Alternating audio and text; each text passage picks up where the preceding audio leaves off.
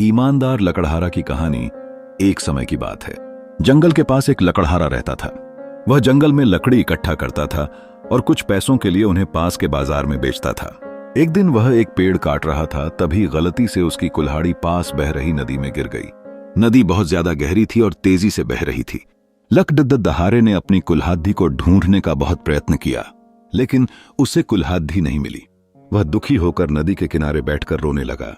उसके रोने की आवाज सुनकर नदी के भगवान उठे और उस लकड़हारे से पूछा, क्या हुआ? लकड़हारा ने उन्हें अपनी दुखद कहानी बताई। नदी के भगवान को उस लकड़हारे के ऊपर दया आई और उसकी मेहनत और सच्चाई देखकर उसकी मदद करने की पेशकश की। वह नदी में गायब हो गए और एक सुनहरी कुल्हाड़ी के साथ प्रकट हुए।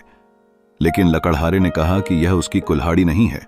वह फिर से गायब हो गए और अब की बार चांदी की कुल्हाड़ी लेकर वापस आए। लेकिन इस बार भी लकड़हारे ने कहा कि यह कुल्हाड़ी भी उसकी नहीं है।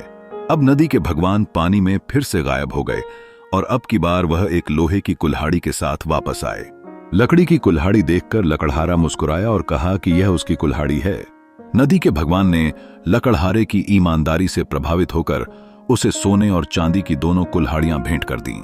कहानी की सीख ईमानदारी सर्वश्रेष्ठ नीति है।